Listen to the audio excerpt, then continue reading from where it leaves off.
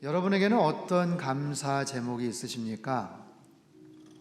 지나간 10개월 동안 하나님 앞에 우리가 구체적으로 드릴 수 있는 뭔가 특별한 감사의 제목들을 여러분 갖고 계시는지 모르겠어요. 아니면 여러분 주변에 정말 이 사람들은 진짜 오래 감사해야지, 다른 건 몰라도, 다른 사람이 몰라도 아무개 같으면, 저 사람 같으면 진짜 감사해야지, 어떤 그런 마음으로 떠오르시는 혹시 그런 분들이 계시나요?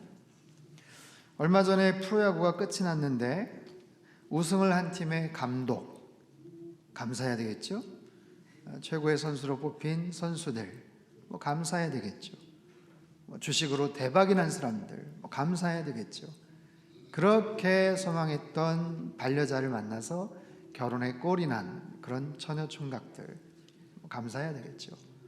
수능이 이제 얼마 남지 않았는데 그동안 모의고사 점수가 별로 좋지 않다가 마지막 순간에 딱 시험을 잘 봐가지고 좋은 학교에 진학을 하게 된다면 얼마나 감사하겠습니까?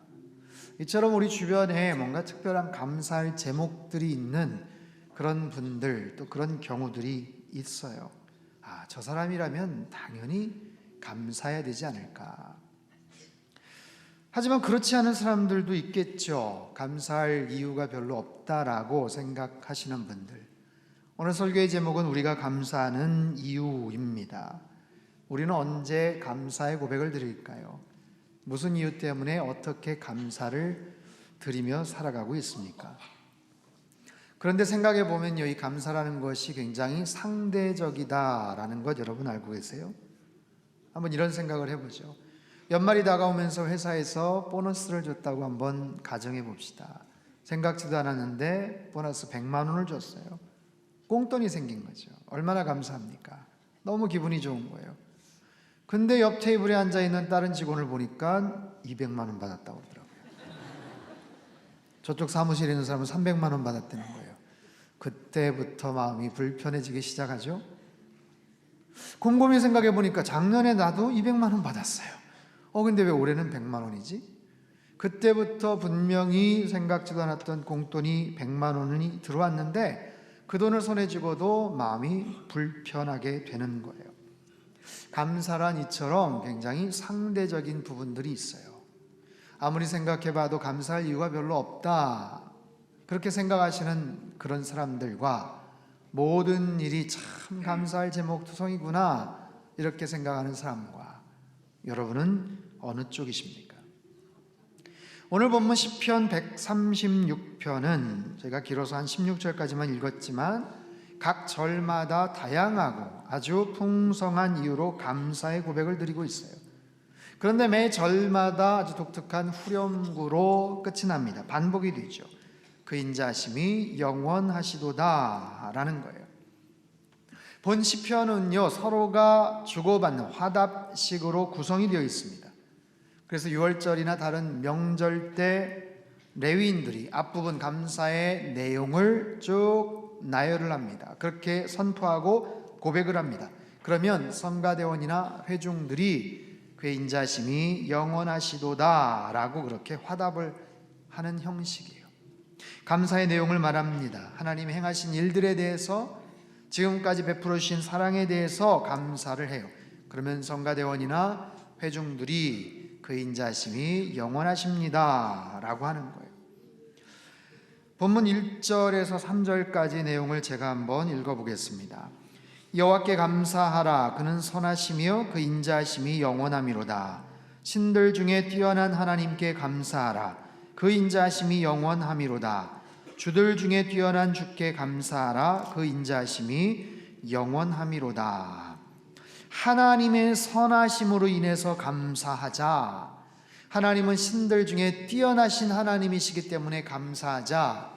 하나님은 모든 주권자들 중에 가장 탁월한 주권자가 되심에 감사하자.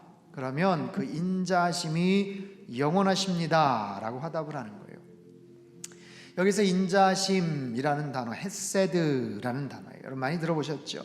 헤세드라는 단어. 이것은 창조주 하나님께서 피조물 된 그런 모든 자들에게 그들의 쓸 것, 그들의 필요를 충만하게 채워주시는 그런 사랑, 그런 한결같은 계속적인 사랑과 자비하심을 나타냅니다. 하나님의 인자하심, 그것은 하나님의 성품이죠. 그 인자하심이 영원하다, 그것은 하나님의 능력입니다. 그 인자하심이 어떻게 영원할 수가 있겠어요? 여러분, 사람은 그러지 못하죠. 누군가를 향한 따뜻한 마음과 사랑의 마음이 한결같기가 어렵습니다. 여러 가지 이유로 인해서 왔다 갔다 하죠. 변하게 마련이에요. 그런데 하나님은 언제나 동일하시다라는 거예요. 한결같으신, 영원하신, 그것이 바로 하나님의 능력이죠. 이러한 하나님의 성품으로 인해서, 이러한 하나님의 능력으로 인해서 하나님을 찬양합시다. 저와 여러분 모두 그런 하나님을 더 깊이 찬양하는 은혜가 있기를 바랍니다. 여러분, 하나님이 어떤 분이신지를 아는 것은 믿음 생활에 굉장히 중요하죠. 하나님이 선한 분이시다, 사랑이 많으신 분이시다, 그분은 한결같으셔, 어제나 오늘이나 동일하셔, 그 마음을, 그 확신을 우리가 갖고 있다면 우리가 때론 기도 응답이 안 돼도, 더디 이루어져도 하나님을 끝까지 신뢰할 수 있는 법이에요. 불안하거나 염려하거나 하나님에게 오해를 하거나 하나님에게 어떤 상처를 받았다라는 이야기를 하지 않고 하나님을 한결같은 모습으로 신뢰할 수가 있게 되는 것이죠. 여러분, 하나님은 나를 사랑하시는 줄 믿습니다. 한결같으신 사랑으로, 인자하심으로 언제나 우리의 쓸 것을, 필요를 알고 계시고 그때그때마다 항상 넉넉하게 채워주시는 하나님이신 줄 믿습니다. 여러분, 이런 깨달음을 갖고 있다면 우리가 드리는 하나님에 대한 감사의 고백, 오늘 본문에서 시편 기자는 가장 중요한 두 가지 사건을 강조하고 있어요. 그것은 뭐냐면 창조와 구원입니다. 창조주 하나님, 구원자 되시는 하나님, 4절부터 9절까지는 창조주 하나님에 대해서 고백을 해요. 하나님은 큰 빛들을 지으신 분이시다. 하나님은 하늘을 지으신 분이시다. 해를 지어서 낮을 다스리게 하시고 별과 달을 지어서 밤을 다스리게 하신 하나님이시다. 창조주 하나님. 10절에서 16절까지는 구원자 되시는 하나님을 고백합니다.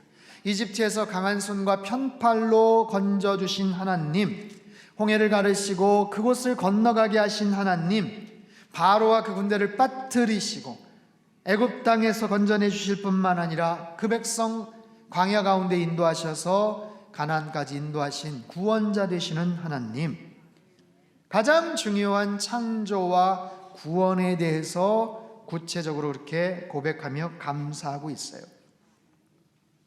이것은 이스라엘 백성들뿐만 아니라 오늘 이 자리에서 예배를 드리는 모든 분들에게도 동일하게 적용이 되는 말씀이죠.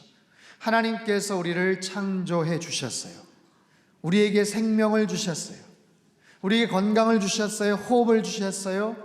그래서 오늘 이 자리에서 예배를 드리는 거예요. 여러분, 그 사실이 얼마나 감사한 일입니까? 지난 한 주간 하나님께서 우리를 살게 하시고 이 자리에 인도해 주셨어요. 이것이 얼마나 엄청난 하나님의 은혜요, 감사한 일입니까?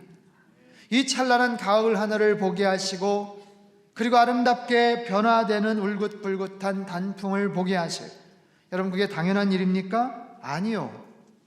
하나님께서 우리에게 생명, 호흡, 건강을 주셔서 여기까지 인도하시고 살게 하신 거예요. 숨쉬게 하신 거예요. 여러분, 이것은 당연한 일이 아니에요. 하나님께서 그렇게 생명을 연장시켜 주셨기 때문에 오늘 이 자리에 온 겁니다. 지난주에 한 젊은 배우의 갑작스러운 죽음으로 인해서 많은 사람들이 안타까워했어요. 한참 이제 일하고 더 많은 활동을 해야 될 아주 참 좋은 배우인데 강남 한복판에서, 그것도 대낮에, 그것도 그렇게 비싸고 튼튼한 자동차를 타고 가다가 너무나도 황망하게 세상을 떠났습니다. 개인적인 친분 있는 사람이 얼마나 되겠어요. 그럼에도 많은 사람들이 안타까워했어요.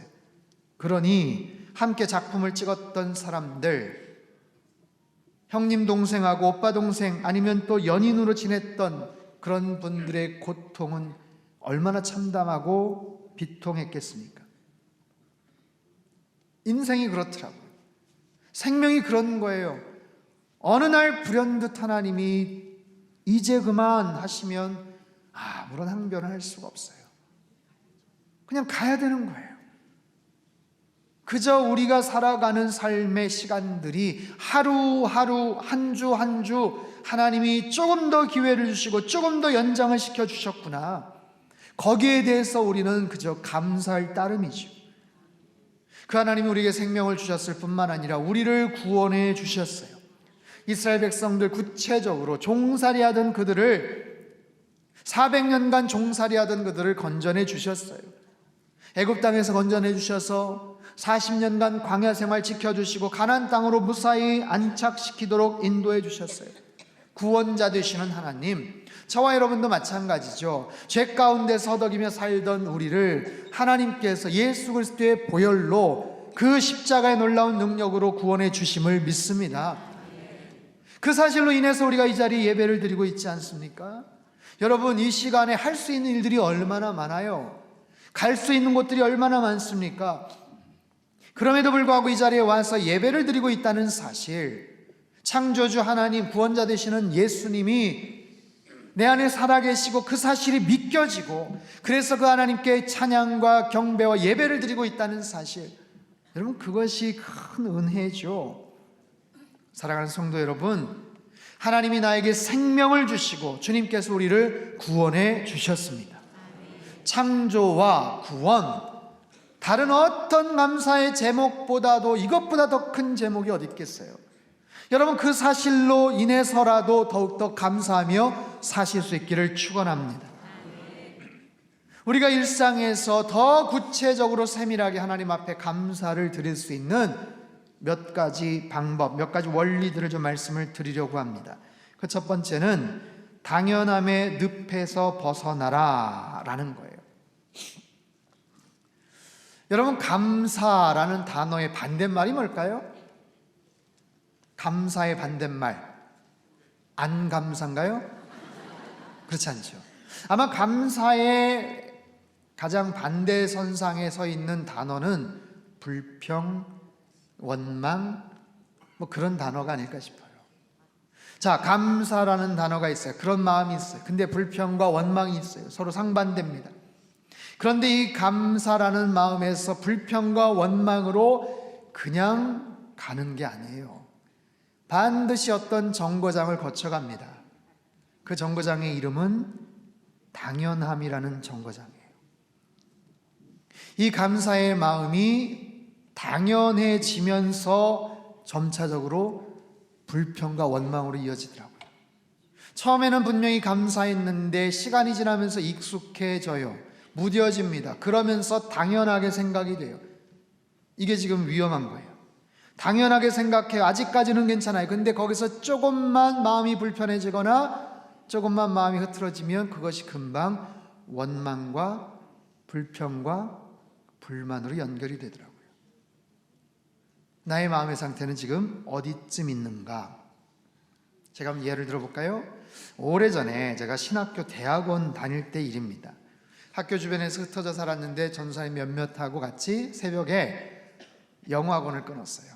그래서 새벽 시간에 아침에 가서 영어학원을 이제 다녀야 되는데 버스를 타면 이제 멀고 굉장히 복잡한데 한 분이 차가 있었어요. 그래서 그분 차를 빌려 타고 카풀을 해서 같이 다니게 됐어요. 얼마나 감사한지 몰라요. 그분 댁으로 가서 같이 출발을 해야 되는데 가는 길이기 때문에 그냥 집 앞으로 나와만 있으면 되는 거예요. 시간 정해놓고 집 앞에 딱 나오면 그분이 딱 차를 갖고 오셔서 태우고 또 다른 분 태우고 그렇게 가는 거예요. 얼마나 감사합니까? 추울 때 오들오들 떨지도 않아도 되고. 그렇게 해서 참 감사한 마음으로 한동안 다녔어요. 그러더니 그 감사한 마음이 점점 익숙해지더라고요. 마음이 익숙해지는 거예요. 그리고 당연하다라고 생각이 들기 시작했어요. 새벽마다 꼬박꼬박 태워주시는 일이 너무 감사한 건데 그냥 익숙해지다 보니 또 당연해지다 보니 그냥 무덤덤하게 생각이 됐어요. 그러다가 어떨 때 그분이 조금 늦게 올 때가 있어요. 핸드폰도 없던 시절, 왜 안 오지? 와야 되는데 왜 안 오지? 그러면 날이 춥고 좀 기다리겠다 싶으면 슬슬 마음속에서 불평이 올라오는 거예요. 어떤 날은 연락도 없이 아예 안 올 때도 있었어요. 늦잠을 잤던 것 같아요. 그러면 짜증이 막 나는 거예요. 못 일어나서 그랬나 보다 싶은데 더 기다리다가 할 수 없이 택시라도 타고 가면서 마음속에서 화가 치밀 때도 있더라고요. 분명히 감사한 일이었는데 익숙해지면서 당연해지면서 그러다가 조금만 마음에 안 드니까 불평, 원망으로 연결이 되더라고요. 여러분, 이처럼 우리의 삶 속에서 당연하게 느끼고 생각하는 그런 것들이 혹시 있습니까? 우리 가정 안에서, 자녀들과의 관계에서, 성도와의 관계에서, 부부와의 관계성 속에서 너무나도 아무렇지도 않게 당연하다고 생각하고 요구하는 그런 일들. 아내가 정성껏 차려주는 식사가 이제는 감사하지 않고 너무나도 당연한 일로 여겨지십니까? 남편들이 열심히 일하는 모습이 감사함이 아니라 이제 당연한 일인가요? 아이들이 건강하게 잘 크고 있는데도 그거 뭐 당연한 일이지 라고 생각하나요? 여러분, 이 좋은 곳에서 예배를 드리는 것이 너무나도 당연하다라고 느껴지시나요? 그렇지 않습니다. 지극히 평범해 보이고 지극히 일상에서 우리가 당연하다라고 생각하는 부분들이 사실은 얼마나 감사한 일인지 몰라요. 당연하다고 생각하는 것들이 절대로 당연한 게 아니에요. 당연하다고 여기는 순간 그 마음이 점점 더 불만과 불평을 향해서 나아가고 있음을 여러분 기억하십시오. 그렇기 때문에 오히려 반대로 당연하게 생각하는 부분에서 내가 조금 더 마음을 다잡고 정신 차리고 마음 안에서 더 좋은 그런 고백들을 하면 그 부분은 다시 감사함으로 연결이 되기도 합니다. 사랑하는 성도 여러분, 당연하다고 생각해서 우리의 삶 속에 불평과 원망이 아니라 오히려 더 하나님 앞에 감사하며 우리 주변에 있는 사람들에게 감사하며 살아가는 저와 여러분 되시기를 바랍니다. 두 번째는요, 풍성한 감사를 드리라 입니다. 여러분, 누군가에게 선물을 받았는데 마지못해서 주는 선물을 받아본 적이 있나요? 선물이라는 것은요, 상대방의 마음이 담겨져 있어요. 어떤 내용이냐, 어떤 포장이냐, 심지어는 어떤 시간과 장소냐에 따라서도 묘하게 그 마음과 생각이 담겨져 있더라고요. 그런데 그 선물이라는 게 어쩔 수 없어서 아니면 마지못해서 하는 그런 선물들이 있다면 마음이 어떨까요? 사도 바울은요, 골로새서 2장 7절에서 이렇게 이야기를 합니다. 우리말 성경인데요, 우리 같이 한번 읽어보겠습니다. 시작. 여러분은 주 안에 뿌리를 내리고 세움을 받으며 가르침을 받은 대로 믿음 안에 굳게 서서 감사가 넘치게 하십시오. 감사가 넘치게 하십시오. 감사할 때는요, 인색하게 하지 말고 마지못해 하지 말고 넘치는 감사를 하십시오 라고 이야기를 하는 거예요. 여러분, 이 말을 하고 있는 사도 바울은 지금 로마의 옥중에 갇혀 있어요. 감사할래야 감사할 수 없는 환경 속에 있습니다. 그럼에도 불구하고 뭐가 그렇게 좋은지, 뭐가 그렇게 기쁜지, 그의 옥중 서신들을 보면 기쁨과 감사와 풍성함과 이런 단어가 계속해서 연결이 되어 나오고 있어요. 어떻게 이것이 가능할까? 환경이 그렇지 못한데, 자유를 속박당한 채 살고 있는데 감사할래야 감사할 이유가 별로 없는 것 같은데 어떻게 이렇게 감사와 기쁨이 흘러넘칠까? 그것은 사도 바울이 감사라는 아주 특별한 안경을 꼈기 때문에 그래요. 제가 어제 아침에 우리 자녀들하고도 같이 말씀을 나눌 때 감사의 안경을 쓰십시오 이렇게 권면을 했어요. 여러분, 안경 쓰신 분들이 꽤 많은데 안경을 쓸 때 가장 중요한 건 뭡니까? 비싼 테입니까? 멋진 어떤 패션을 가미한 어떤 그런 안경테인가요? 아니요, 가장 중요한 건 도수죠. 아무리 비싸고 디자인이 멋있어도 도수가 안 맞는데 굳이 그거를 막 끼고 다니시는 혹시 그런 분 계세요? 그렇지 않아요. 도수가 제일 중요합니다. 거기에 따라서 정확하게 사물이 보이는 거죠. 뿐만 아니라 선글라스 같은 경우도 어떤 색깔을 끼느냐에 따라 달라 보여요. 노란색이 많이 껴있으면 세상이 노란색으로 보이는 거고요, 검은색이나 파란색이나 아니면 갈색을 끼면 세상은 그런 모습으로 보이게 마련입니다.